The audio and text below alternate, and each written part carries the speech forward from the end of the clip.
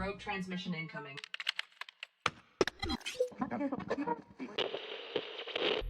Connected.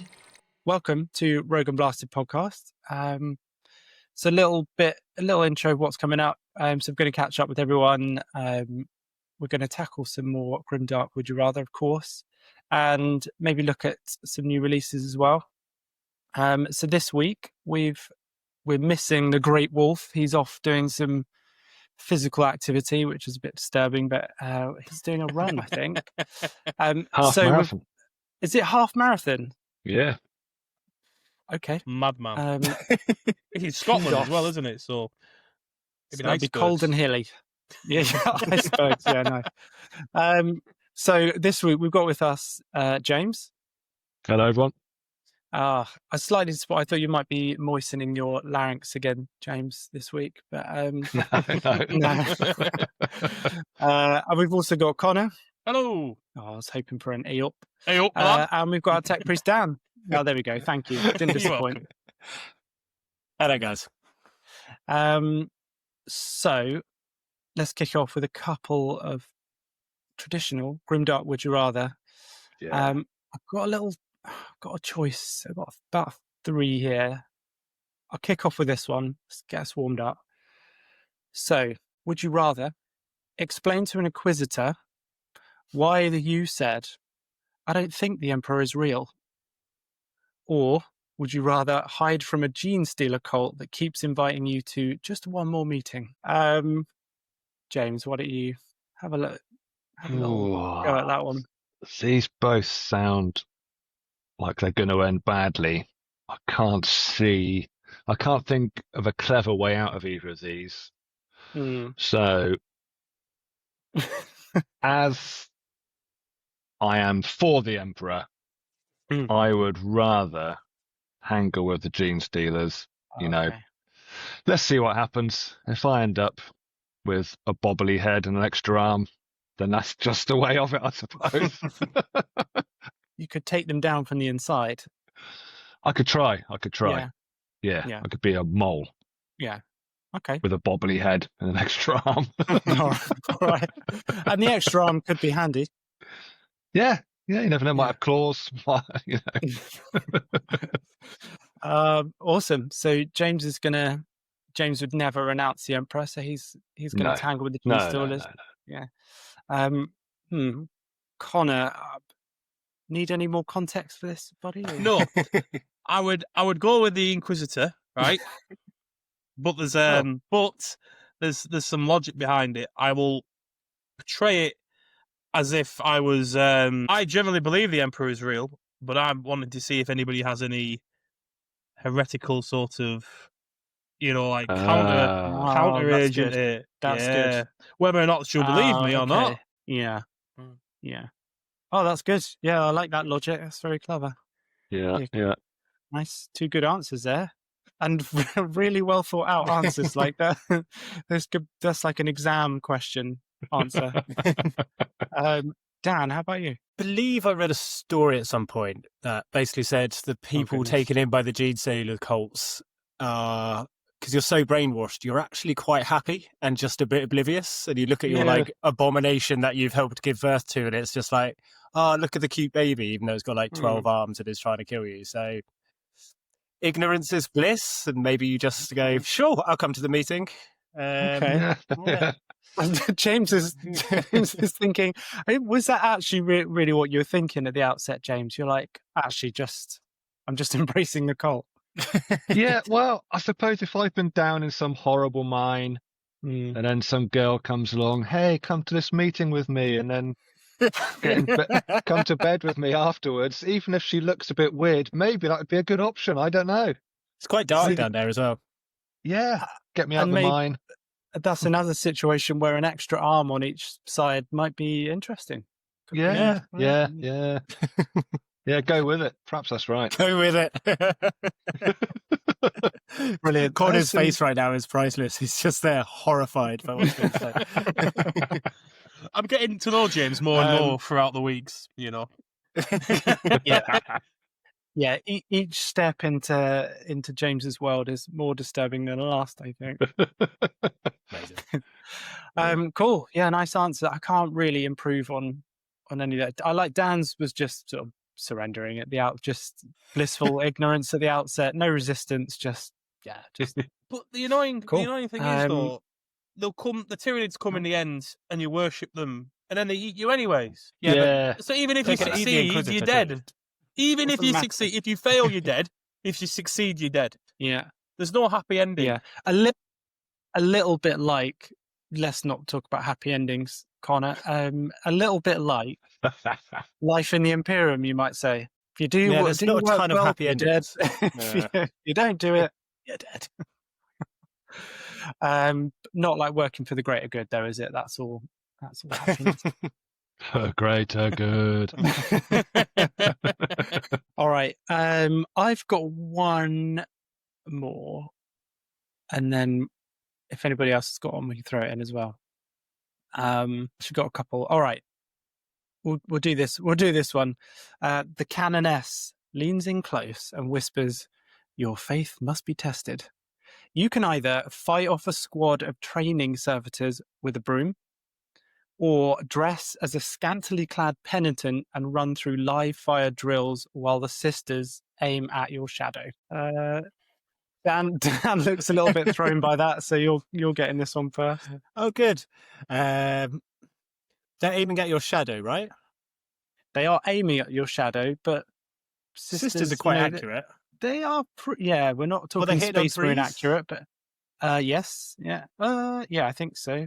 Yeah, fire at my shadow. I have faith in them and the Imperium that they will safely hit the shadow and not me.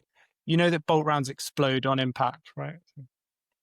Yes. Yeah, I may have forgot that fact because you also mentioned being quite scantily clad, so that could be a bit worse. I'll take the risk. Yeah, all right. Running naked sounds fun. Okay, Connor. Will the servitors kill me if I don't kill them? I ain't doing drag. I ain't doing drag. They're trying to kill you. They're trying to kill you. You've got your broom. Is it like these? But it is like those baby servitors, though. You know, like the sisters have. Is it like them? Or we're talking not the cherub things. No, not the cherub. Yeah, not we're talking cherub. like no. We're talking like Adeptus Mechanicus servitors. You know, they probably like this like a human that's maybe got a couple of metal arms and he's been hollowed out. Those gun servitors, they're pretty badass. Well, I'd probably go for the broom because if you kill one, you just rip the arm off, don't you? And then you've got okay. So you just need to sneak up on one, and you're all right. I'm probably doing them a justice. I'm probably putting them out of the misery, to be honest with you. Yeah, that's true. Yeah, you actually would be. Yeah, that's quite a selfless place to come from for it. Nice. Sticking with that answer? Yeah, I'll stick with that. I'll go with the broom. Nice. Yeah, all right. All right, broom wielding Connor. James, what do you reckon? Scantily clad all the way. Any excuse? He's not even asked for anything else. He just wants to do the drag. Yeah. They could anoint me in. Would be flailing about then, James. They could anoint me in some ceremonial oil beforehand as well. Nice. Scantily clad all the way. Send me running. Yeah. There's no choice there. There's no debate. I'd volunteer for that anyway if I was in the Imperium. Yeah, it's not punishment, is it? Yeah. You'd probably get me out of some worse duty, to be honest. So yeah, that's probably. there. You're right. That would be the highlight of your Imperial service, wouldn't it? Yeah, it's better than being in the septic tanks again, you know. Yeah, again. Yeah. Yeah, I think I'd have to agree with you. Yeah, I'll go with that as well. All right. Anybody else have one they want to chuck in? So, I might have one. Would you rather have a pet Tyranid Ripper or a pet Nurgling? Just lives in your house. Easy answer. Easy. Nurgling. Is it? Nurgling. Little Nurgling. They're so cute, aren't they? Look, have you seen them? There's they're all over. They're little, aren't they? They're fantastic. I feel like you'd get quite ill quite often, I imagine. I don't. Yeah, that's what I was thinking. Yeah, you just put it in a cage, don't you? Then you can't play with it. His way out. Yeah, but the Ripper could probably chew through anything, couldn't it? It burrows I through think armor. the Ripper would True. definitely it would give you some pretty bad nips, I imagine. Do you know what a Nurgling Quite looks often like? you'd be like, oh, I lost a finger. He's look at it. That's not doing anything. Just give it an anti-backwash when you get it. Disinfect the git. Put it in a cage. It's like a rabbit, then, isn't it? When you want a cuddle, you can bring it out. Rabbit. And then when you're done, you put it back, don't you? Cool. So It'll eat anything. Connor's good with Nurgling. Nice. Okay. Should we go, James? Yeah, what are you saying, James? I think I probably would go for the Nurgling just because they seem like fun little characters, but I'm not sure you can just give them a wipe down of Dettol and eliminate Nurgle's rot, to be honest. Just show in the But I washing think they'd machine still on be equal. more fun. Either I think is going to end badly, but I'd have more of a giggle with a Nurgling than I would with a Ripper. Fair. Nice. Steve? So I had a lot of contextual questions about this one. Fire. So, how trainable is a Ripper, and is it cut off from the swarm? So, can you train it? So it's cut off from the swarm. Yeah. Can you train it? You'll have to take care of it to find out. Mm. Theoretically, yes, but you might lose a few fingers in the process. Yeah, I think I'd take the Tyrannid. I think because you could keep it out. If you had a big garden, you could keep it in the shed at the end. Whereas It I would think- eat the I think shed. You could lock it up. No, I think you could lock it up. You could get some really serious metal bars or something. It could eat through Semamite. Quite yeah, fun no- taking it for walks as well. Yeah, I'll take that over.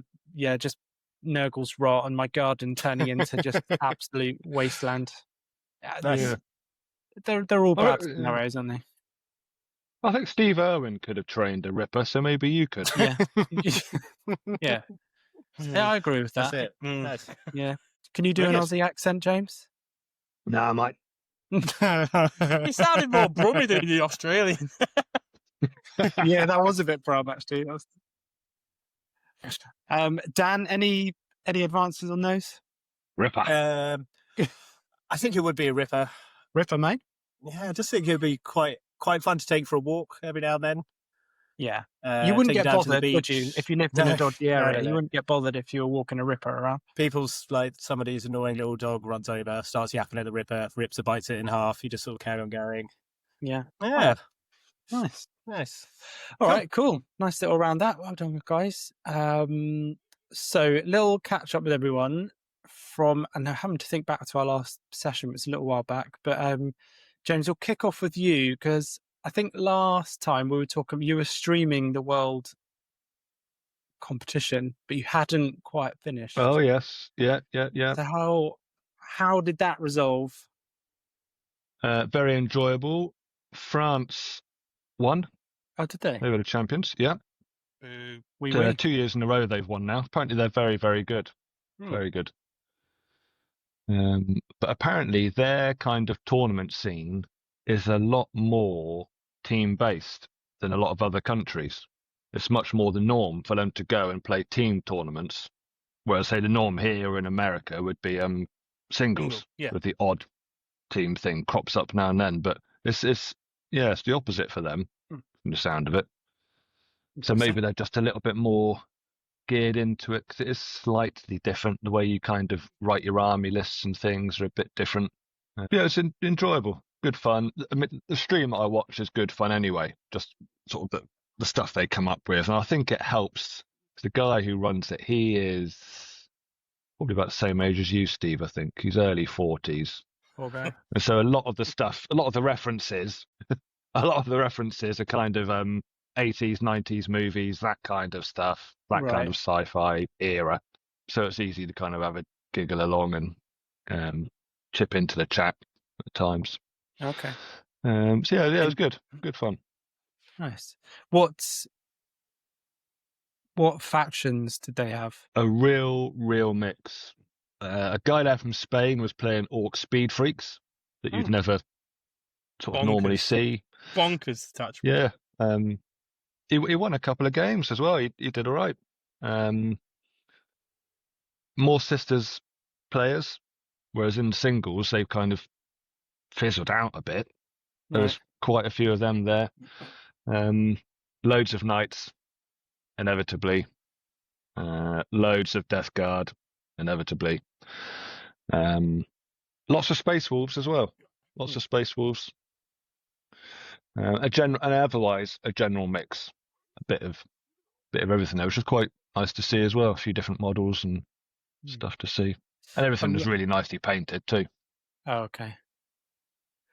Were the army lists pretty mixed, or did you see the same, like leaning into certain stratagems and stuff? Or yeah, generally, people would have zoned in on what was going to be the best option, and so one Imperial Knight list looked a lot like another Imperial Knight list, and one Death Guard list looked a lot like another Death Guard list, kind of thing. But the guys who were streaming, they were conscious of trying not to have the same factions on all the time. Yeah, to try and have a bit of a mix that's a bit more interesting. Nice. But yeah, pretty much every country had Imperial and Chaos Knights. Sorry, James, did you say the French team won it in the end? What were they playing with? Well, interestingly, them and USA, I think, were the only two, maybe not the only two, but certainly those two, they didn't take any knights. So they purposely, I think, built a couple of lists to be knight killers. Nice. And kind of took the option that everyone's going to have some lists geared to kill them. Yeah. So let's not have any at all. So they took the opposite. Playing like against the meta almost, basically. Yeah. Yeah. Were they running Vortan? I can't remember if either of those two countries were. I'm not sure they were. England were, and quite a lot of countries did have. Germany definitely did. Yeah, Vortan is a night killing faction, or it was during that event, anyways. Yeah. They have that. They had like a 70% win rate because they kept on beating knights. Yeah, they're so tough. Okay. They're so tough, and they have rail guns as well. They have the perfect profiles to take out knights. Right. Okay. Yeah, those Hecaton. Yeah. Land Fortress trucks have got a real killy gun on them, haven't they? So, yeah. Nice. Did you do any of your actual job, James, at that point? Or? I may have paid a bit of passing attention to it at times, you know. Nice. Token effort. Yeah, nice. Just moving that mouse every now and then. Just keep everything online. Yeah. One of those little nodding things that just hits the cursor button every now and then. Oh, like the Simpson style water thing. Yeah, the Homer. Yeah. So I was going to ask you because you can actually get a USB plug-in for that jiggles the mouse, but you went a bit old school, which I should have expected, really. Yeah. I'm a two-stroke engine man, you know. Yeah. Awesome. And what about your last kind of week or so, hobby-wise? What else have you been up to? Hobby-wise, sort of panicking a little bit that I might actually have to go to London GT. Why is that, James? And play some games of Warhammer. Got to get exposed, mate. I like you. I tried to warn you. You're going to get absolutely battered. Because I mean, they've landed. The Praetorians have landed in the UK. They've left the airport, but no updates since then. So I don't know if they're now in some kind of post-sorting place. I don't know what happens to stuff that gets shipped from abroad. Yeah, I'm not aware of the system. But, goes through we'll customs, probably go it? through some sort of customs check. Yeah, that's probably where they'll be sat for a week or so. Right. So that's probably. Yeah, but mind you, They're quite good. About three. They'll basically hit the UK about 4 or 5 days. I think 3 or 4 days generally. They are quite good. Yeah. Well, they left the airport on the 2nd of September. So what's that? 4 days ago? 5 days ago? Yeah, it's Sunday. So 5 days. The thing is, there might be an update. Some stuff might have happened yesterday, but it's not been updated until I ordered some minis from Ukraine, and I saw them arrive at the UK, and I heard nothing. And then 3 days later from that, they were at my house with no update, but they were there. Right. So they might just pop up early next week. You will have to sign for it, though, I believe, for international post. Yeah, you should have. Oh, really? Yeah, I think so. Okay. Yeah, because they'll probably need to give you like a customs slip as well. Yes, It's yeah, either yeah, been yeah, checked or there's a fee to pay or there might be a whatever. bill to pay, some leftovers. Yeah, Yeah, yeah. hopefully not, but possibly. Yeah, Yes, possibly. I got stung with that in my youth. Still in your youth, Connor. Yes. So what? So you've been panicking. What's that panic? What's that panic look like? What we've been? Well, I'm happy with the mechanics of the actual game, and I'm not bothered about losing games. But it's all of the kind of the finicky bits. It was like, how does tabletop battles work? What does BCP work like? How does that work? Yeah, that is easy. Which is where you like register your team. Yeah, but it's all those international. It's those sort of unknowns until you've done them. Like when I arrive on the day, where do I go? What's the kind of etiquette of like meeting your opponent? All of those type little bits, which I haven't done before. And it's obviously it's going to be a little bit in at the deep end, of course. You'll be absolutely just make sure your BCP login works before the day, like because you'd have to put a list submission in, and it's nice and easy. And then the day or two before the event, you will have your pairing ready to go because you'll see the list. You can do a bit of prep into it if you'd like, and you'll know exactly what table you're going into. So the minute you go in, you'll go straight to your table. You'll obviously wait. You'll start getting your stuff out. Generally, say hello to your opponent, shake his hand and stuff like that, and get a bit of banter going. It's nice and easy. Go do that. Psych him out, James. No, not listen to him. Silence. Have you played? You have played a test game since, haven't you? You have played You have played a game of some form, you got into a GW and had a pickup game or something. You've done something, haven't you? Just a little bit. Nothing. You haven't rolled a dice. You haven't rolled a single dice for this yet. I've rolled dice before in my life. I've rolled a dice. I know you've rolled dice, but you know what I mean. Oh my! I've been doing this, right? I've been playing Warhammer competitively this entire edition, and I haven't gone to London GT because it's such a big one. I haven't touched it yet. I'll show you how bonkers. easy it is. You're all right then. We'll get him on day 2, right? We'll get him on day 2 in the morning, and he'll be crying. He'll be covered in sweat, crying, slugging the Red Bulls. The thing is, I'm not going to resort to Monster. I'm not going to resort to start drinking Monster. You are going to need a Red Bull, so it is. Is it a streamed event? Like, can we watch? Can we log in and see London James GT will be panicking in streamed. person live? And if they randomly pick him because he's got a funky list, and he comes on a stream list and hasn't got a clue what he's doing, he'll be eaten alive. Alive. He will be eaten alive. No. Everyone will be lovely because the whole community is a very welcoming and safe, warm place to be. Twitch will rip you a new one. I think people will will like it. I think people will just find it really novel that you've never played before. But they won't know he's never played. Right? They'll just think he's cheating. Yeah. Like when you play darts with your left hand and then switch it up. And sorry. My plan will be I won't tell the person. I mean, I may have played a game before then. Depending on when the army arrive, I'll be straight down the game store on Discord and trying to get myself a game or two. But let's just say I haven't played a single game.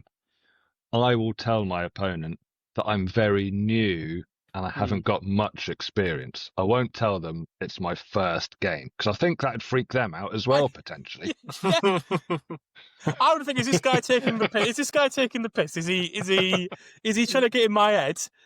Is he? I mean, that's what I'd think. I wouldn't believe him. Yeah, they might think it's. Yeah, they might think it's like a psych out. They think it's surely no one would come here with no experience. London GT, bonkers. Might actually unsettle people. Just look them right in the eye. It's unsettling me, and I'm not going. Be kind. I'll get some random dice out, some D8s and D20s, and start rolling them. Okay, so I get to go and see the thief now. I'll see what this local store's got. No, mate, it's the wrong game. I think it'll be good. It'll be fun. Yeah. I've got a completely relaxed attitude. If I lose every game, fine. I'll have played 5 I games hope of I hope you Warhammer. get good opponents. And quite a I high do. standard, I imagine. Do you find out how soon in advance do you find out like your pairing? So will you know who you're playing like Couple before? of days before, Yeah, I about, think I'll about find out the Thursday you'll first find match. out. Yeah. But at that point, your army list is locked in, right? Yes. Like you can't. About a you week before that, yeah.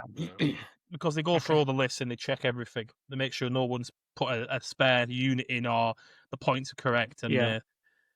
because you never know, people do that. So. Yeah, I think they run a system there where I'll be sent 2 or 3 lists from people, and you do like a peer-to-peer type check. Yeah. And if you spot something that's not quite right, yeah, they'll look at it. you highlight it. The fact he's checking 3 lists in itself scares me. He's got to make sure 3 people's lists are all right. I'll just tick it off. Yeah, well, it's all right, that's fine. Look good to me. A+. A+. Did you say there was that guy who was recently booted from that tournament because he had like an extra Pocket was it an Hellbrew. extra 2 dreadnoughts or something? No, Pocket Hellbrew. Yeah, there Yes. you go. He's got a list. He's popped a Hellbrew out, not in the list. Boom, done. There we go. Got 4 games before someone realised. Wow. Top So how table. does that happen? Basically, you do your list. It gets checked. Everyone's happy with it, and you play turn 1. And the guy that you're playing, super casual player, and then doesn't check the list. Just comes in, have a couple of games, plays the game. You lose. No worries. Crack on to the next game. The higher up you get, the higher the risk. Because between games, you do not have a long time to look at the list. So you play your first game, you get an hour. In that hour, you will go to the toilet, you have something to eat, you have a drink. You might have a scroll through the list. Yeah. You know, you'll have a look, say, what's he got? Oh, he's got this, this, and this. Just basics. But if he pulls a Hellbrew out, you're not going to think, I didn't see that in the list. Just double check. You think, oh, fair enough. Because no one's got the audacity to bring an extra Hellbrew. Right. You know, putting an extra Space Marine in your squad of 5 and having 6 by accident, that's one thing. Yeah. But a Hellbrew, because he got to Quite round deliberate. 5, he won all 4 games, got to table 5, and the guys went, you don't have that in your list. And then the ref came over. And apparently he was a whole really good player anyway. Yeah, but that's what I don't understand. It's the good players that cheat. Why? Why do you need to cheat? If James did it, you can understand why, couldn't you? If you pull that extra ballistas out of his ass, you'd I'll understand. be cheating. Don't worry about that. Clip it. Yeah, James, you'll find the pocket dreadnought at the bottom of the box. Nice. Perfect. Yeah. Just a quick note. So were you planning on wearing a T-shirt with Steve's company brand all over it at this tournament? Well, depends how much cheating I do. Just for now, though. Sorry. Okay, cool. So the plan is he's got his blasted miniatures tattoo on his chest. So if he starts winning games legitimate, he's gonna take his top off. Bring it on! Yeah.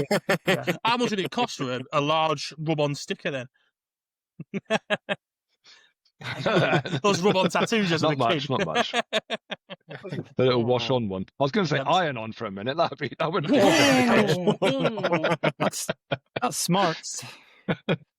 All right, James. Thanks. Well, as always, we're all super intrigued as to where this potential car crash is headed. I'll be playing 5 games.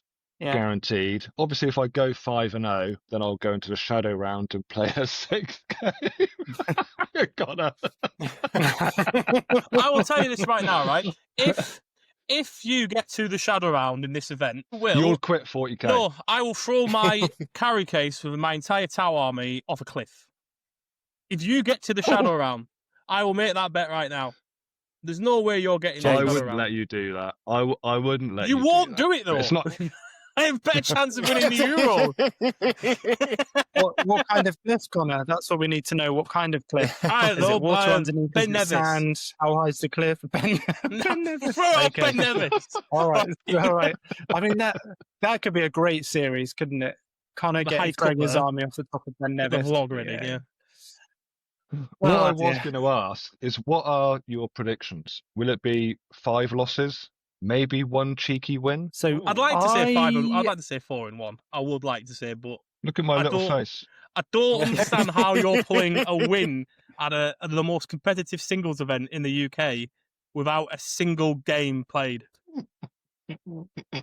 So I sort of agree with you, Connor, and obviously I have no clue about the reality of tournament gaming. However, I've known James I don't know how long it's been now. It's been a while, isn't it? It's been 5 years at least. 6 years. And James 7? is one of those 8, 10.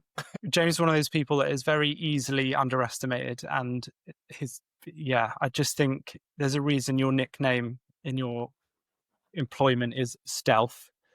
So yeah, I don't know. I think you'll pull maybe at least one draw and one win, maybe even a couple of wins, I'd say. Convinced we can all make a nice big group trip to Ben Nevis, James. I believe in you. Going 5-0. What do you think, James? Honestly, what's your? Well, obviously, the first round, it's all bets are off. You could end up playing anyone. So I could end up playing the best player in the world if I'm unlucky. Well, actually, I'd enjoy that. That'd be an ideal result for me. But from there on, you're then kind of seeded. So at some point, the players who have lost 4 games in a row end up playing each other. So then I've got that bit more chance. Maybe someone will be tired on the second day. Maybe they'll be hungover. The thing is, right, you might get a win. That's my chance for my physical fitness to kick in. And that's where I might be able to sneak a win. You might get what I call a pity win. And when I say a pity win, wait before you rip me a new one. I'll take that. In a lot of convents, I didn't think it was a thing, right? But a lot of people go to these events that if they lose a game day 1, they will not come back day 2. They won't do it. So there's people that have travelled that have spent £100, they will not come back. My first ever 40k event, 12 people out of the 34 didn't come back for day 2. Yeah, right. How comes? As in just because they lost a match? Or yeah, they wanted to win. They only came to win to get ranked, and so they didn't. They lost the second game or they lost the third game. But I can't win. I can't win now, so they don't go. They go. A lot of people do that. A lot of the super competitive people, if they lose a game day 1, will not turn back day 2. And if there's an odd number, there's a possibility he'll get a bye round. Yeah, very slim because they'll try their best. So in day 2, if you get an opponent that doesn't turn up, they'll literally do the old "I've lost your mam" at the checkout thing. They'll go on the tannoid thing. If you do not have a player, please make your way to the front of the hall, and we will get you someone to play with. They'll do that. I've never had it happen to me, but it has happened. Or you could get someone who concedes like round 1 if they're horrible. If they just do horribly. They get tilted. Yeah, they might just concede. So I could get a cheeky little default win. You could, but is it really a win then? The record would speak. The record would all that would show is the win, wouldn't it? You know, it would. It would be written. It would be a 100-0 win as well. There you go. History is written by the victor, as they say. So really, I can frame that however I want. Oh goodness! All right. Well. Brilliant. Thank you. Connor, swiftly moving on to you. So our last episode, you were away doing bingo. Yes. Just a bit rude. Absolutely. And before, I think the week, the episode before that, you'd been painting. You'd been doing your D&D guys. I have, yes. Oh, yeah. Yeah. So how did that go? It went all right. We had a good couple of fun sessions. I didn't die, which helped. Oh, when you were playing, you mean? Yes. Or painting? Both. Both. Yeah, it went well. Like I said, to be fair, I've had quite a busy month myself, really, so I haven't really done a huge amount. I played my league games. I played 2 more Warhammer competitive league games since our last one, and I won one and got absolutely decimated in the second one. So there we go. I've got my next game next Sunday. Not this Sunday. Well, the one we see today is this Sunday. Next Sunday. And if I don't win that game, I'm probably getting relegated from the top division, which is quite sad, really. Yeah. It's very close. Why is that coming? Is it very competitive where you are? Yes. For some reason, I've been down south and played in events, and I've even won, or I've come top 3. But my game group is like absolutely outrageous. I don't know why. They're very good. The top guys in the group are very, very good.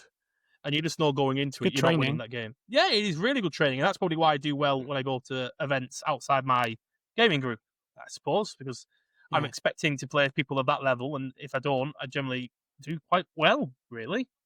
But we'll see. At Manchester, I got 3 wins and a draw. Baffled me that. What were the games you just played? Who were you against? I won a game against World Eaters, quite nicely. Okay. I think 97-56, and then I got taken out by Tyranid Vanguard, 54-100. Okay. All right, blimey. Yes. What about the Tyranids? Was it? And Dan's little He's ears are just he's a pricking up here. I very- can hear. What about the? This guy only plays Tyranids, and he only plays Vanguard Tyranids. He's done it since the start of the edition. It is horrendous to play against. It is a lot of move blocking. He will not kill you. You'll kill him, but you'll have no primary points. He'll keep you boxed up in your deployment zone. You know, the gargoyles can come Right. down and shoot and then move on to your objective, so you don't have it. He's got loads of lictors and stuff like that, and neuro tyrants that get -1 on battle shock tests and can make me do battle shock tests. And if I'm battle shocked, I get -1. He gets +1 to wound me, which is ridiculously good. And Tau leadership isn't the best. It's 7 most across the board. So you are going to lose battle shock tests. Ethereals, you'll get a 6, which is nice. Recruit is an 8, so your recruit's just done for the minute that happens. And it's just, I just can't beat it. I've played against him like 5 or 6 times. I've never come close to beating that guy. Never. It genuinely Wow. sounds like quite a thematic way of playing as well. Like I'm It is, picturing sort of the Mm. movie Aliens, where you're just sort of sat in one spot trying to gun stuff down as it runs in, but you It then is. can't do anything else. It's not even a horde. If it was a horde, I wouldn't be that fussed. It's just there's a lot of lone operative. There's a lot of stealth. There's a lot of sneaky. It's a game where you don't really get to play, and it's not the most fun playing. I don't mind losing, but if I feel like Yeah. I've not played a game, it's not fun, and then it takes there's no point in playing the game then if it's not fun. Like I don't mind. I've had loads of games where I've lost, and I thought, oh, that was a corking game. That really had fun. But Yeah. this game, it's like playing chess against him. He will absolutely destroy you. You make a wrong move. It's Yeah. ridiculous. It doesn't sound fun. No, all my other games this edition have been really good fun. But like I said, there's a couple of people in they're lovely guys. They're just really good, and they actually struggle to get games in Yeah. because they're that good. like normal Well, 'cause friendly people games. don't wanna play them. Yeah, no one wants to play them because you know going in that you're gonna get beaten, don't you? Yeah. Yeah. So I suppose being too good is why was it you think you did well again? Was it World Eaters? You said you. yes. it was Well, a good game. Yeah. I what- kind of caught my World Eaters player by surprise. I full on with Tower, everyone expected to sit back and shoot, but I just ran forward turn Yeah. 1 and Oh, okay.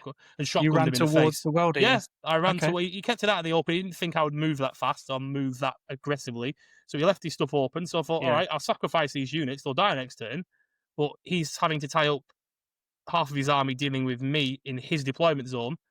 When normally the World Eater Yeah. wants to be in your deployment zone. So that's the idea. You keep them tied up with your units in their end of the board, and then you just hit the midfield and you win. Because they don't really have action pieces. Right. What units did you advance with? I use my piranhas, and breaches are quite good with that. So the piranha can move like 22 inches and shoot still. It's ridiculous. It's really. I call them kamikaze piranhas, right? Because if you don't do the advance because you can scout 9 with them at the start, you can then move a 14 base movement with them, and then you charge with them. Then you shoot, and then you charge it into something you know will kill it, and then you pop a CP strat. So now that you've killed that unit, my entire army gets rerolled to hit against you for the rest of the game. I get to choose because you have to hit me. You can't not hit me. You have if I charge you, you have to hit me. It's a spicy one. That's why kamikaze piranhas. I don't shout Very bonsai, nice. So but is I get that close quite- to it. Do your local teams sort of know to expect that? Are they No, I developed tried any... it. I tried it for the first time against the World Eater player just to see what would happen, and it worked with great effect. Oh, okay. But you can't do Yeah, it against sounds like Vanguard it. because they'll infiltrate the midboard, so you can't end a scout move within 9 inches of an enemy. So they go past. They kind of circumvent you. Do they? Yeah. They go round. Yeah. Mm. Okay. Interesting. Nice. Did you finish your painting? I did, yes. The guys are done. They're Yeah. in a box up in the second room, which I haven't gone yet. So, but yes, they're all nicely done. Well, I say nicely done. Done for me, anyways. Nice. As good as it's Yeah. going to get from me. Yeah. How often do you paint? Honestly, not very much. To be fair, a couple of times a month, if that. To be honest with you, To be fair, yeah, really. I've got to keep you guys in business somehow, haven't I? Yeah, of course. Yeah, don't think too much, Connor. It's important you get a professional to do these things. Absolutely. Don't want you getting injured or anything for the tournament. So yeah, put the brushes down. Awesome. Thanks, Connor. Dan, last time we spoke to you, you were buying Tyranids, more Tyranids than you'd initially thought you'd be buying. You were also looking at airbrushes. So what have you been up to? Yeah. Got the Tyranids. It's the Leviathan box that's all built, undercoated using the fancy new airbrush, which was after using like just normal paints to do it for a while, was then just the smoothest, quickest thing I've done in a long time. They've then been zenithal highlighted with their like white over the brown, then flicked basically like Citadel shades across certain bits of them, because I'm trying to get a sort of like grim dark aesthetic basically. And so now I'm just going around painting loads of the like chitin armor bits black, so then I can hit them all with the villainous inks, because I'm hoping to achieve some like just very, very ugly looking aliens. But yeah, that airbrush is so nice to use. Which one did you get? It was like a really cheap one from Amazon that I think Matt recommended last time. Okay. So it's pretty noisy every time I was doing it. I could tell like even the neighbours were getting a bit like that's enough now. You've been doing this for 2 hours. I did read. Is that the one that Matt said was really quiet? Yeah, but quiet for a Scottish person is different to the rest of us. A Scottish space wolf. Yeah, they got different levels. Yeah. They're built. Just wondering, like how careful you have to be with face masks while doing this, because I had a material one. Okay. A lot of people have like little humidifiers in the room. That really helps. Yeah. Okay. What's it called? A little bit that pull out little bits of like smoke. Not what's smoke. What's the word? Like steam. Inserts thing? Steam? Yeah, a bit like it's a little humidifier. Yeah, little things like that. They do really well. Yeah, because I think it was fine using the like Citadel stuff, but I wouldn't want to chuck enamels in there in this tiny flat and then start spraying it. I could see Steve be like, absolutely not. Okay, cool. Yeah. But yeah, so that's the next step. Sorry, didn't mean to cut you off. Did you the models that you bought? So that was the exact. Someone just sold you like the Leviathan Tyranid half, did they? Yeah, so it was all still on the sprue. But also, Matt sent through 3 Leapers and another Tyranid Prime. So start building towards that Vanguard. I think I can show you. Yeah, let's have a look. I mean, this is not going to show up on the screen, but this is just undercoated with this sort of like red spray bits around a little bit. Okay. So it's still quite early on, but we're getting there. Yeah, and it's just nice. really nice sitting here and just painting. Do you know how many points that is? No.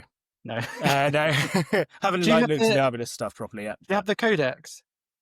No. Okay. That's a gift. That's a gift. Christmas present. I found myself in. Yeah. Well, it was also young Daniel's birthday very recently, so I think maybe we'll be able to. Well, I found myself in Games Workshop literally yesterday, and I was just staring at like I could get the codex, but then also there's the Norna simulator on the shelf, which does look quite nice, but it was like £100. So like, is this a spur of the moment purchase, or maybe let it stew for the week and then probably go back next Saturday and buy it? Okay. So yeah, beginning to the army. Fully in James's term of the Warhammer whirlpool, aren't you? Yeah, it didn't take much. It's quite bonkers. Every single one of us now is like in. Like Dan wasn't interested when we first started, and now he's got a Tyranid army. You're contemplating you're contemplating sisters. James has an entire Fists 2K army, and Matt is on a slog to get 2,000 points of Space Wolves. Yeah. I didn't know if we were going to talk about your secret project, Connor. We wait until further down the line to talk about that. We'll wait till we have some update pictures and stuff like that. Okay. Yeah. Right. I was half expecting just to see this. Yeah. No, to be fair, since I she always said to me, you cannot have a second army, right? Jokingly, she always said, you cannot have a second army if you're not engaged with me. So I thought, well, if I get engaged, Second Army. All right, it wasn't. And on that note, congratulations, Connor. Yes, congrats, Connor. I would never God. admit that is a reason why I got engaged. No, of course not. No, Of course But not. it is a nice silver lining to it all. Or an Yeah. orange lining. Yes. There's a hint for the listener. Yes. Orange and black lining. What's Orange it and gonna black. be? What's it gonna Mm. be? Okay, we yeah, can sorry, cut this I'll- little bit out for the wedding as well. Yeah. Yeah. I look forward to it. Nice. So Dan, you've done a bit of painting. You've used. Yeah. You built you built everything. Models arrived. You built everything. Got them sprayed up a little bit with the new airbrush. And did you get some inks as well? Were they villain? Yeah, it's the villainous ink. So I haven't got around to Villainous using them ink, yet because sorry. I'm trying to do it kind of batch. I think so. I want to Yeah, get yeah. everything done to like having Yeah. the black panels and then chuck the inks on. Yeah. But they look like when you just want to use something because it's new Yeah. and quite exciting, and I'm just like, no, Yeah, just calm down, just do the prep work because it will save Yeah. you so much trouble later on. Nice. But no, they're really nice. I think they were a bit expensive. I only got them for my birthday, but they look really decent. And there's quite a few like specialist ones for like blood and ichor and all okay. that sort of stuff. So I'm hoping they're just going to look really gnarly. So when people see them, they're like, oh, that's gross. Yes. So they are specifically for miniature painting. It's not just like something that's been adapted for the hobby. It's No, yeah, it's all sort of like I didn't know that. specialist built stuff, Hmm. and they look quite cool. So yeah. But then now Brilliant. I've got these, I'm also looking at like, because some of them are made for like metal or gold effects. I'm like, oh, there's not much Right. metal or gold on Tyranids. Okay. Might Those need Chaos second Knights army do is- look quite nice. Don't do it. Don't be one of them.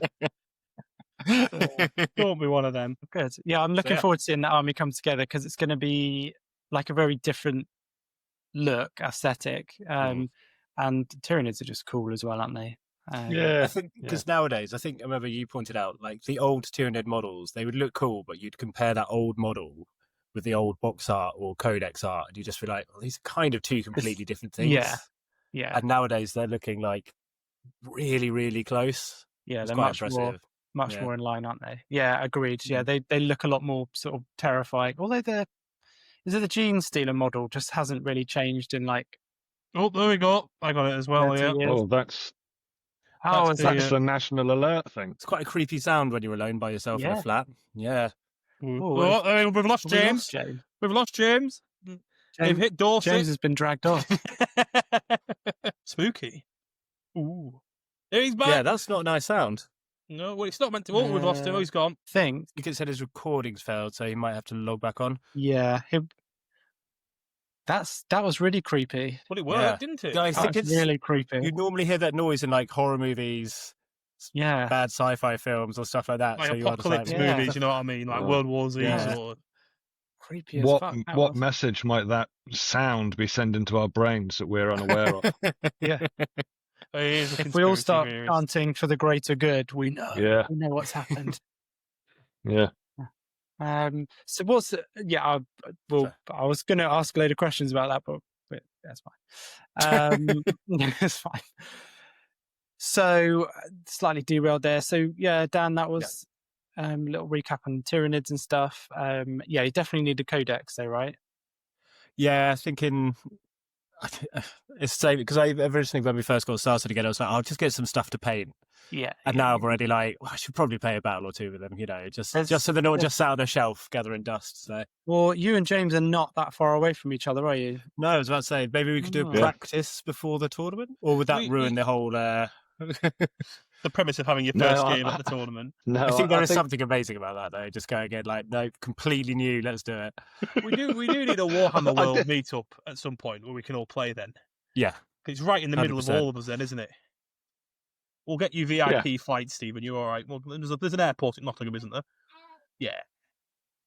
yeah. Is there an airport? If not, we could just You may have to Stream it? parachute in. Yeah, we'll parachute him in, with his sister's army on his back. Deep striking. Yeah, Deep Strike and end up nearby in London somewhere. Yeah. But we Uh, should do it. We could aim for like November. Well, can't talk to Matt because he's not here. Oh. I've never. So Matt obviously does commissions for rogue miniatures and blasted miniatures. And bearing in mind, Matt is part-time, so he does commissions in his spare time. None of my painters have ever volunteered for as many commissions as he has since he's come back from holiday. He's become an absolute painting machine, and it's really, I wouldn't say this to him while he's here, but it's really incredible. Like the standard, because normally you can either do something quick or not. But Connor, he did your test model for your secret project. Yeah, I mean, what was that, like a day and a half? Day and a half. He kept on saying, "Oh, I'll give you an update in the morning." And he said, "Oh, mate, I really wanted to do it easy. He's update fine." I'm like, "What?"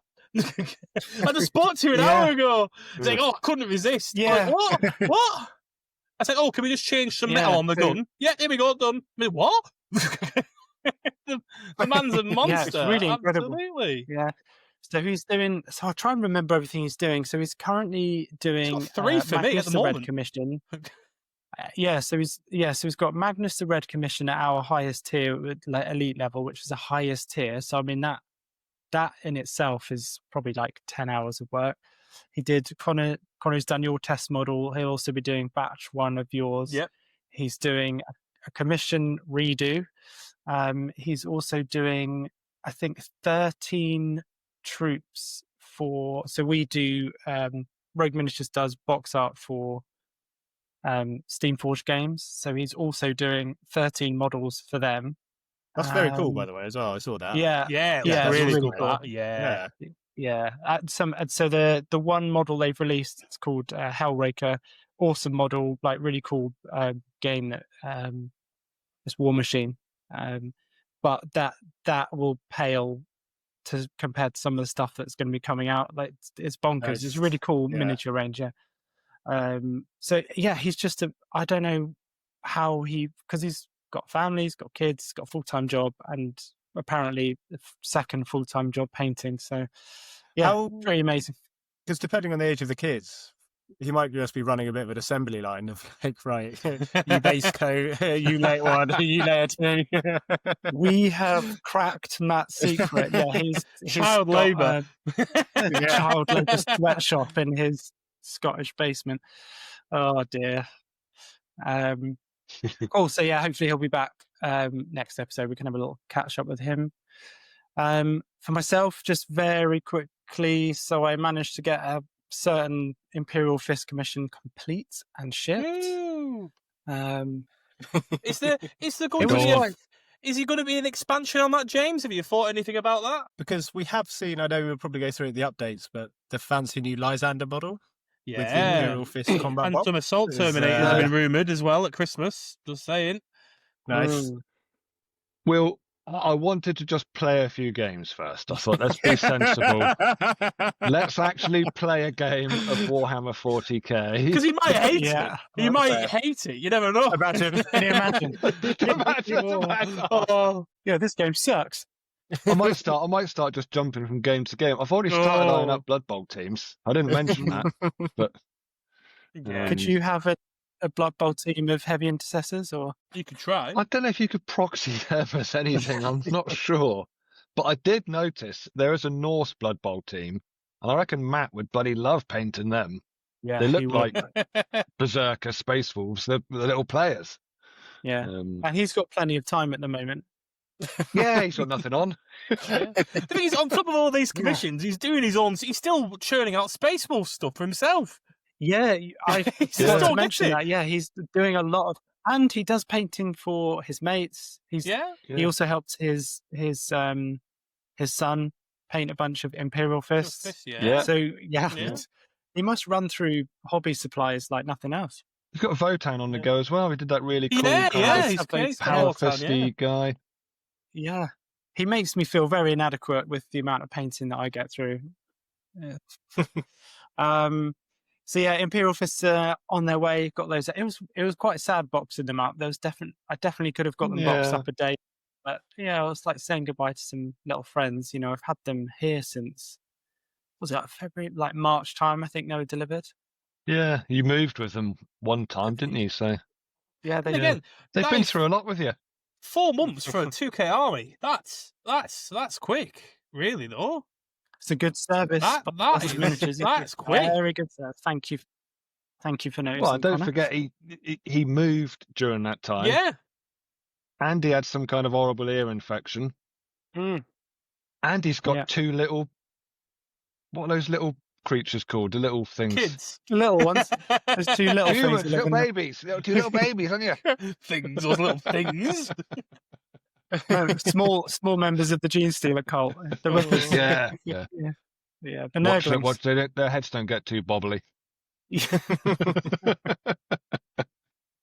Yeah, so ship those guys off. Navigated the current situation with shipping, and hopefully we've ducked under the customs and tariffs and all that stuff.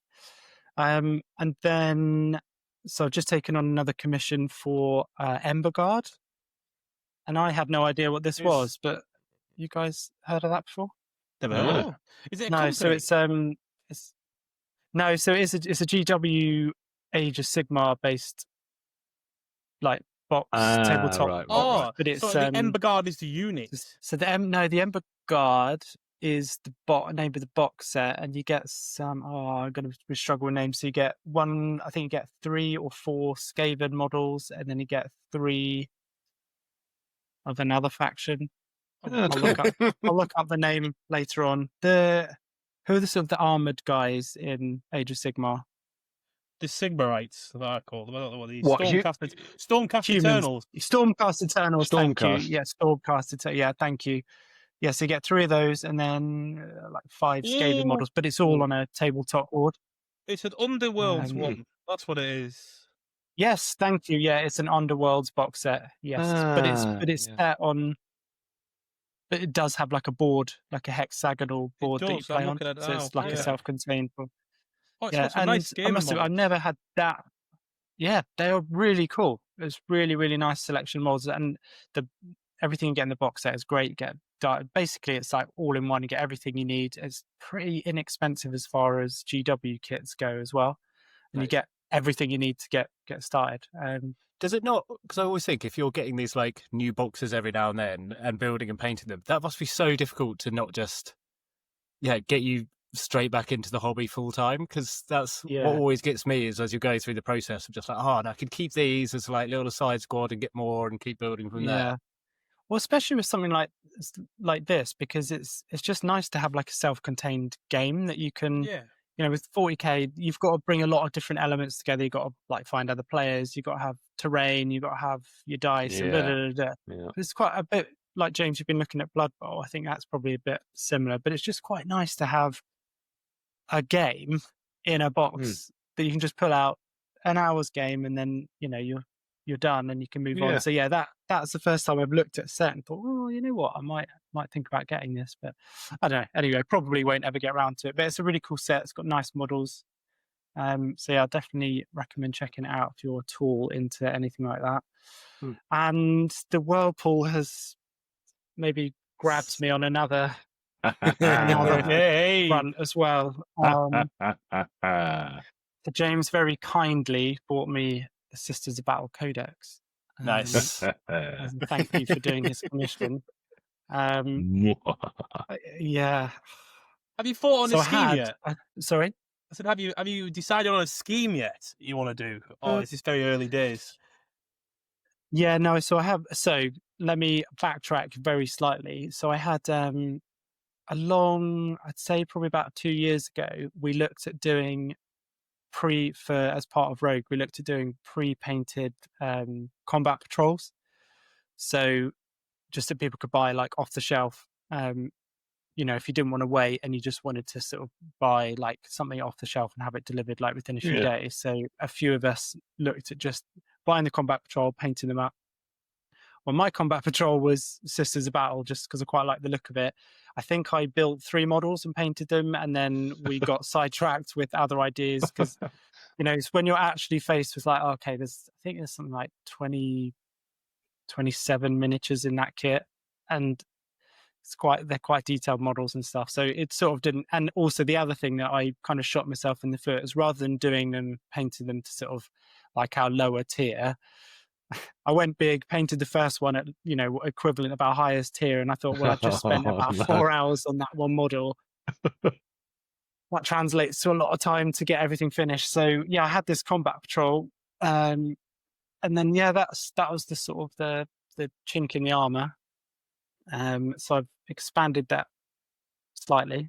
So yeah, the scheme is pretty, like, I suppose, standard, what you'd expect Sisters Battle's black armor, but it's got, instead of like the red robes, it's orange, so it's a little bit like rogue themed. Yeah, okay, yeah. Nice. With like white detailing. So yeah, well, yeah, is there any chance of photos anytime soon? Yes. Yeah. Get them up on the Instagram, maybe. Nice. Yeah. So yeah, I think I've downloaded the app and now been sucked into looking at different army makeup. It's like, that's how it started with me. It's such a slippery slope. And you kind of then start to realize, what comes in the combat patrol isn't really necessarily what you want to play with. So then you need to get another unit to bolster this. Why do you have such we had a little chat. Why do you have, in our podcast, why do you hate the tanks so much for them? Why? So it's because they don't. Why do you hate the tanks? Really upset. They don't look that bad. So, I think they look all right. I think they look really nice, some of those Sisters tanks. There's just something overly cheesy about the aesthetic. So the main battle tank, Castigator, that's all right. Yeah. Immolator? The Immolator, gorgeous. The Exorcist as well. Yeah, the missiles coming out of an organ tube. You're going to get some rhinos at least. Silly to me. You're going to get some rhinos. Yeah, come on, we can get away with rhinos. So I'm starting to understand the need for Sisters in transport and stuff. But if I was going to do a rhino, I'd probably kit bash a Space Marine one and just do decals or freehand rather than having like the 3D kind of sculpted fleur-de-lis and stuff. It's really, sorry, I'm just looking through this collection because I haven't really checked them out in a while. And the difference between like the Paragon warsuits, which look absolutely amazing, next to the Castigator, which does look a little bit, like you said, cheesy. It seems like it's almost two different ranges, or is one of them much older than the other? No, yeah, I'm not sure about release dates, but I agree with you. Yeah, I agree with you. I mean, so I really like the individual Sisters of Battle, like squad models look great to me. Like I think with the Palatine and the Canoness, I think they probably could have done a bit more to sort of make them stand out because they could just blend into the squads really. But I suppose you could say that about a lot of factions. But I really like the sort of standard bearer. Not help me out with the Thurga. No, sorry, no. In the squads, the Simulacrum bearers. Okay. I think those models all look great with, the little cherubs and stuff. So I think aesthetically, like the squads, I think they look brilliant. Like some of the best models that GW does. But yeah, I don't know. The tanks just can't get on board with them. But why don't you, instead of getting a Castigator, why don't you get a Space Marine Predator? Because they're the old Firstborn kits. They're very similar in size to the Castigators. Yeah. You could do a bit of conversion work to make it look a bit. That's that's a good idea, actually. Because the Predators are the same size. Be game legal? No, you can have some allies. No, but the Predator is the exact same size as the Castigator. Right? Yeah. And you could get a Knight in there if you wanted to as well. Yeah, I was going to say, you could ally in some armigers, couldn't you? If you're going to do it to a defender. It just so happens I've got two. Well, it just so happens I've got two armigers knocking around as well, half painted. There we go. Yeah. Are you going like rogue or blasted for the paint job? Rogue. Okay. So yeah. So I think you like your rogue, it's fair to say. Well, I think maybe coming off the back of doing big blasted commission, I was sort of quite in the mood to do something a bit finding. But I had already painted like 4 of the models. Yeah. So I kind of toyed with that. I could go back but re-priming models that you've spent like probably like a day or 2 painting, just physically painful. Yeah, it was painful. And the other thing as well is that one of our painters did he was one of the box art jobs he was doing for Steamforged Games had like his barbarian with like skin, and it really gave he did a really nice job, and it's given me the itch to go and paint some skin. Sort of the combat patrol has the Arco flagellant guys, so I painted one of those up.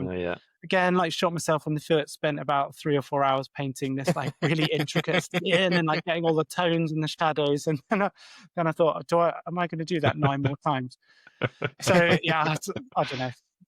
I very, very much doubt that this would be like a playable army anytime soon. But it's fun. I'll probably have a little shelf where they'll all be primed, ready for if I've got, I don't know, just like an afternoon where I just could do it in between another commission, or I just fancied painting, had nothing else on the go, and then, boop, that's one more model. Yeah. Just for a bit of fun, really. And it's nice to know that if I had an army list that actually worked in game, that in theory, I could play all that as a game. But it's been nice understanding the game a bit more because, as I've said numerous times before, I haven't played for a long time, but I've streamed a couple of games. I've read like the beginners YouTube, like how to play 40k 10th edition, and it's a mixture between like nostalgia taking me back and also like, there's some pretty cool new rules, and I like the way they've developed the game, even though it is a lot to get your head around as a new person. There's like so many different rules now, but it's a lot more streamlined. So from what I can gather, there's a lot more sort of rules that go across different armies. The keywords are all the same for all the armies. Right. Yeah. So even though there's a lot of them, once you get your head around some of them, you should at least partially understand other competitors you're playing against and stuff. So yeah, it's been cool. Yeah, I've quite enjoyed sort of dipping my toe back in. But yeah, the endless army list tweaking is funny. Is there any way of doing sort of like games online? Because obviously, you being away at the moment, like, could we ever set something up of, say, the Rogue and Blasted podcast league championship, whatever we could, call it, where it could be almost like a campaign between all of us? Yeah. Tabletop, what's it called? Simulator. Tabletop Simulator, yes. Yeah. I've never tried it myself. It's something I've always wanted to do, but it's quite, once you get it installed and everything, it's fine. But I don't actually know how to get to that point. Yeah. Right. And it's fantastic because you can change the colours. You can change. In theory, it's possible. Loads of people do leagues and events and tournaments on Tabletop Simulator. Yeah, it's massive. It is massive. Really? It's got its own Discord. It's huge. Yeah. The game itself is cheap. 100% we should try and get that. Oh, we should. That'd be good. That'd be good. Yeah, that could be quite cool. Then you could actually test out like various systems before diving in. Yeah. Yeah. And there's no room for cheating because you can measure it precisely. So no, there you go, James. Yeah. There's no pocket paragons. Nice. Yeah, so at some point in the future I'll run my proposed list past you, but what I've got now is probably around 700 points. So kind of squeeze it up to 1,000. That's like a game worthy, isn't it? Yeah. That's even 500. 100%. Even 500 points, you can get going. You can do a combat patrol game of 500 points. Okay. Yeah. Yeah. Oh, okay. Oh, so is combat patrol based around 500-point game? Is yes. It? In theory, your combat patrol should give you around about 500 points. Then again, balance slates and stuff like that. They have different data cards, but I would just say aim for 500 points. Yeah. And then if there's 4 of you, you can do a 1,000-point game on a 2v2 scale, which is also quite nice as well. Yeah, nice. Yeah, that's good. Sweet. Awesome. Cool. Yeah, well, that's it from me. How are we doing for time? So we can have a real quick whistle-stop tour of any new releases. If Dan, if you can get those up at all. Gathered, we'll start with maybe the Knights, because I feel like one of us maybe has some quite strong opinions on these guys. Amazing, right? That was like a Marge Simpson style. So, Connor, sorry, was it just the new codex for these guys that came out, or have they refreshed the models as well? There's a brand new Imperial Knight called the Knight Defender. So I'm not sure if you can Google the Knight Defender. Because it might be under a different kit. They've released a new kit. I know they have released a new kit. The Knight is a Knight Defender. Yeah. But I'm not sure if you can Google it or whatever. I'm pretty sure it is new. There, it might be the Knight Questor. it might be that one, but then if you scroll down, there's That's him. Yeah, that's him. Right, that guy That's him. is the best Yes. knight in the game. Right, you can bring the defender variant. Its gun for starters is a Riptide's Ion on steroids. It gets triple the shots. It's 4 damage apiece. That's not even where it gets good. It's got good output. Now, on top of this, it is the only knight in the game that has a 4-up base invulnerable save. Okay. Now, on top of that, So what would they normally be then? Sorry. the 5-up base, right? So it's now a 4-up invulnerable save. So it's a 50-50 chance you save it. Now, on top of that, it has an ability that it's a bondsman ability which you can give to its little guys. That is -1 damage.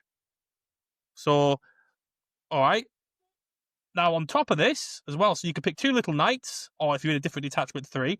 So 2 little knights next to you can have -1 damage. Now, on top of that, if you place a unit behind this guy, even if it's a little bit of its base is covered by it, it will also get a 4-up invulnerable save. He's got a void shield. So anything that's behind it, any knight's model that is behind it, will get a 4-up invulnerable save. It is the most broken knight ever. £150.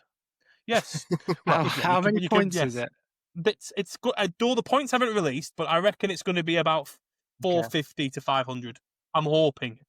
Anything below 450, it's going to be game breaking. So you could technically come across 3 or 4 of these in a list. Yes, easy. If you're running, there's going to be 2 or 3, depending how the points costed. Why wouldn't you? I think I've seen 435. I'm afraid, Connor. 435. Yeah. Well, points wise. Points wise. 435. Yes, on the back of the book. Yes, but the back of the book points are irrelevant. Well, yeah, because, I suppose, on day 1, those points will be changed massively. The codex as a whole, right? Bearing in mind that people listening to this should know that knights in general, at the moment, are the most broken faction out there with Death Guard and Chaos Knights. This codex is better than what it was before. So you've got an army that is already extremely good that now has a better codex than it ever did. These are the fastest knights ever put on the tabletop in 10 editions of Warhammer. One of those big guys can go 22 inches through a building into your deployment zone in turn 1. Wow. Okay. There must be, because obviously the people who are creating these models and creating these rules, they must know the way the wind's blowing when it comes to what's doing well and what's doing poorly. So they must know that people will consider this faction maybe slightly overperforming at the moment. So why would they then put something out if that's going to cause major issues with people? Honestly, it's not I have people, no it's clue. just Connor. It's not. Right. This could get to levels where, outside of the official UKTC tournament scene, this faction could be banned. If this is banned. No, you say that the big events like UKTC won't, but this could get banned. No, I think the balance data sheet's coming up soon, isn't it? And they've already had that slight points increase. I think there'll probably be another slight points increase. And in defence of Games Workshop, I think what might be happening is where we're getting towards the end of an edition, they're having to write codexes which are going to roll into 11th, aren't they? Yes. So there might be a period where they're going to be a bit unbalanced. Because Knights won't get one next edition now, probably, will they? They'll probably have to wait until 12th before they get another codex.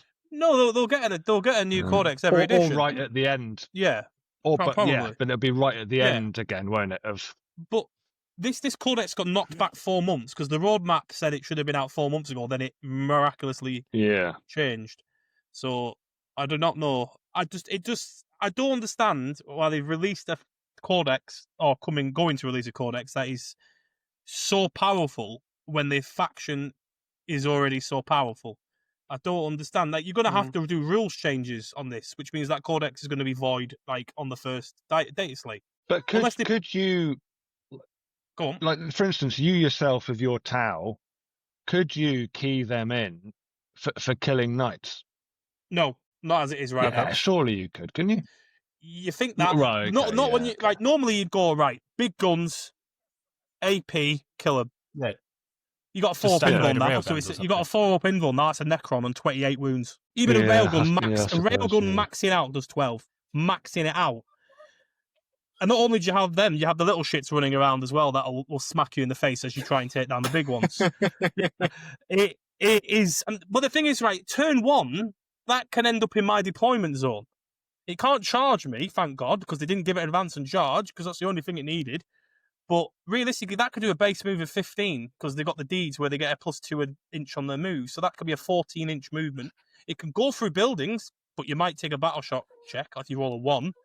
But it's the only army that can just move through terrain. Is that invulnerable save against melee as well, or only everything? Okay.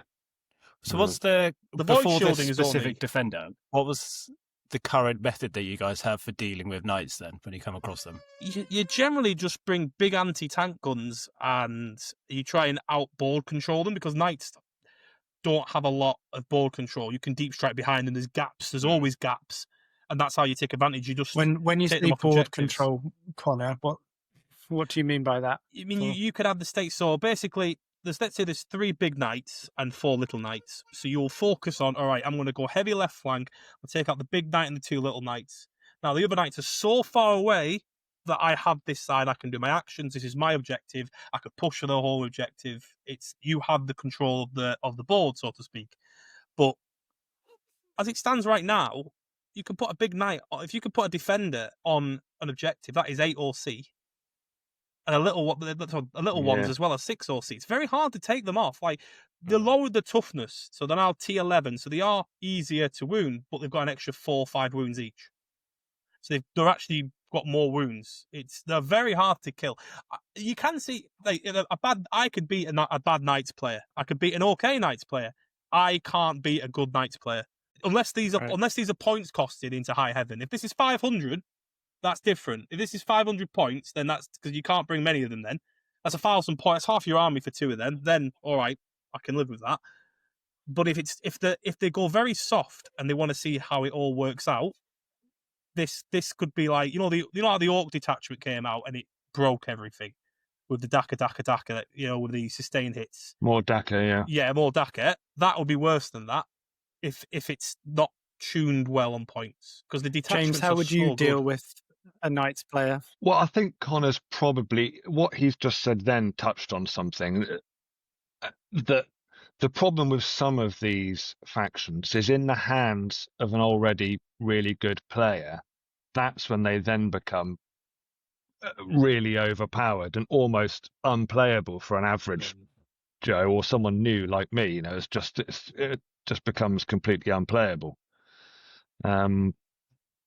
But that's kind of, I think that's always going to be the way of things. The people that really, really want to win, the top meta chasers, they will just jump from faction to faction. Like Connor, he's a Tau player, you know, and he loves his Tau and he sticks to playing Tau.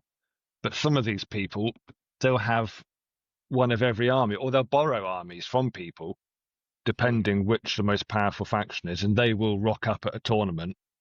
I'm one of the best players. Now I'm playing the best faction. And that's where it becomes a bit unbalanced and a bit of a bitter pill for people to swallow. But I suppose there's always going to be one faction that's better than others. There is. Yeah. But the thing is, Knights are already what I call a gatekeeping faction. There's a few. Custodians are another gatekeeping faction.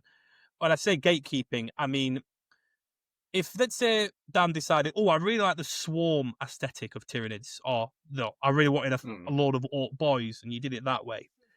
There's certain matchups that won't. If you have an army that's mainly like strength 8, strength 7, like really good against elite infantry, good swarm, good amount of troops, Knights are a horrible one for you, because you need something that's going to hit T11, T12, big bodies. And if you don't have, if your army doesn't have a reliable anti-tank in their army, because they might not, think realistically, Tyranids aren't well known for taking out big units, are they? They have a couple, but realistically, stuff like that would be a horrible matchup for them. They have nothing in their codex that could really go toe-to-toe, so you'd have to really outplay them. But Custodians were another one because of how tough they were as well, like gatekeeping factions. Yeah. But when a gatekeeping Yeah. faction, Which that's still Yeah, supposed like, to be. I can't think of many units that the sisters have that yeah, you'll would use be Shuttle that for affected. anti-tank. Like you could just load up on like retributors, maybe just give Yeah. them all multi-melters. But But what's the maybe strength the on the castigator multi-melter? just to have a couple of them. It's not great. I Yeah. think it's 6. Maybe No. you might be Val all and right on her- some. Yes, you might have some. Oh yeah, hunter the killers. Val and girls. the Yeah, girls. Yeah, the Paragons. Yeah, but then Yeah, there's that unit can kill stuff. Yeah. yeah. But if she gets taken out, then you're in big bother. yeah. Because what Yeah. you do is Yeah. they'll send the two little knights to run up and charge them, and the big knights will just sit there and tie her up. yeah. Yeah. It will get balanced. There will be, if it's horrendous, there will be an emergency FAQ. I guarantee you, before London even, maybe. Well, when is London? End of this month? Yeah, 27th, is it? 26th, something like The good thing is this Codex will not be out for another 2 weeks to be played, so it won't affect anything this month due to list submissions. We'll get a Christmas, maybe a Christmas, or if it's really bad, we'll probably get a November emergency date slate just to tackle them. But I'm hoping. I the think their points points will cost is get bounced all right. up. Yes, but then again, Yeah. But then They'll again, get bounced up. if your points costing your knights were all right, you can only bring 2 big knights now and 4 little ones. Then they go the opposite way. Then they're absolutely dog poo. And then the knights players that have all the really nice, cool knights can't play their army. So I understand that, and I do feel sorry for them in that regard. It's just there's no baby don't. bear. There's no baby bear sort of. That's just right for them. They're either really, really, really good, Yeah. or they're really, really, really bad. They're either too hot, too cold. Goldilocks. That's it. There's no Goldilocks Yeah. zone for these guys. I mean, Yeah. can you imagine being a GW game designer? There's if that's a system, think about how many inputs and outputs and how many different switches and cogs you're having to think about. All these different game rules, different factions, different weapons, different stats. It must be a nightmare trying to balance everything. I can't even imagine what that's like. Also, just knowing that there's a few 100,000 people, maybe, who will absolutely double check every little bit of work you do. Yeah. And even in the tiniest Millions. mistake is That'd be going to get millions. caught out, put on the Yeah, internet for everyone. There's a lot of connors out there. There's a lot. I'm not. These people use rules against me and say, "Well, it's worded like this," and I've never thought of it in a million years. And I think, oh, well, technically, as rules as written, yes, but as rules intended, no. Shut up. So there's a difference between Yeah, there's a difference that's how why I the rules agree are with written Josh. and how they were intended. And I'm a strong player. Is you should play how the rules are intended to play, not how the rules are written to a degree. You know what I mean? But then again, rules are written has to be the winner in the tournament standing in a tournament layout. You have to play how the rules are officially written. Yeah. Like they're having to put loads of designer And notes on again- the rules now to stop people from saying, "Well, you can't use this like this." It's like, no, you can't. Shut up. Play the game how it was meant to be played. In that voice. Yeah. Oh, good. I think we just found our little social advert bits for this particular podcast. Yeah. Connor trashing the. Love it. They are The fantastic Warhammer. looking models and they look awesome. They are. Yeah. Yeah, they I really always do. said that knights should have been left as an add-on for other imperial armies. So I it's think basically they're good. that. I think they're good for the game overall. yeah. but They should have been part At of the admech. moment, That's what they should have been part of admech. yeah, I suppose they could have. Yeah. Why Or would just an as an admech ally change the to, technology? as you say, as an ally to any imperial faction, because that is kind of the idea of knights in the lore, isn't it? As they, mind you, the lore also references like whole planets being defended just by knights, doesn't it? Yeah. Yes, Forge Worlds. Yeah. A lot of them. But which then they are- must have foot troops as well. Yeah, well, the Forge Worlds are run by the Adeptus They'd always be out Mechanicus. of like PDF. Yeah, yeah. Peasants, yeah. Send the peasants out on foot. Oh yeah, that's how it works. They need some Yeah. solo auxiliary like they had with Horus Heresy with them. That's what they need. Yes. Yeah, that would be good. Yeah, Flesh that out would the be good. army a bit. You know And what then I they mean? could maybe have a rule where I don't know if you really get this anymore, but back in the day, you would only be able to have a certain portion of your army had to be HQs and stuff like like that. foot troops and foot. Yeah. Whereas now, Was that back in third, maybe? I think you had to have 1 HQ and 2 troop before you could That even was- look that at was picking, nine. like, elite Something like- and yeah. lead. Oh, So right, that's- no, yeah, okay. it was They've only definitely changed like it in that 10th. for third, Yeah, because in 10th edition, Okay. it is you can bring anything you want. The idea they have a rule of 3. You cannot bring 3 of any unit, unless it is battle line or a designated transport. Okay. Oh.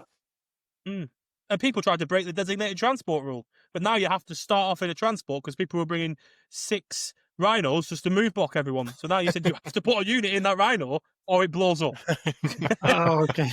That's what it was. Oh, gamers. People will try anything. I love it. Awesome. Oh yeah, I mean, great model, isn't it? It's a gorgeous. I think it looks love- brilliant. Yeah. Yeah, Would the you like plasma to gun come in? especially just. It's the sort of thing you'd have to do at fine detail, wouldn't it? If someone said to you, "I want a night defender," Yeah. Oh yeah, Yeah. that's elite level. Well, Yeah, mind you'd you, want- we you want some. have done some at standard level, and they still come out because you've got the decals, because there's a lot of trim and stuff. They still come out really well at standard. So Some See, nice I'm looking at freehand that to and do, thinking though. that would be amazing in like the blasted method, like making it look Yeah. really grimy and they falling do apart really, and- yeah. Chaos They Knights do get really away with it a sort of bit like, more. yeah. Nice.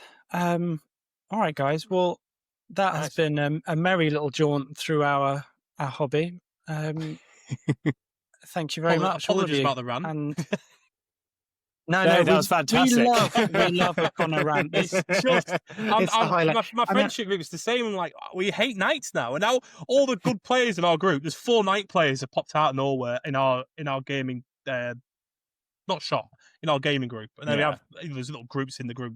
Like there's 4 people that have come out of nowhere. Oh, I play knights now. I said, bullshit. You've just done that now. Absolute bull. You need a lay down, Connie. You need a little lay down. Yeah. Like I think we all do after this.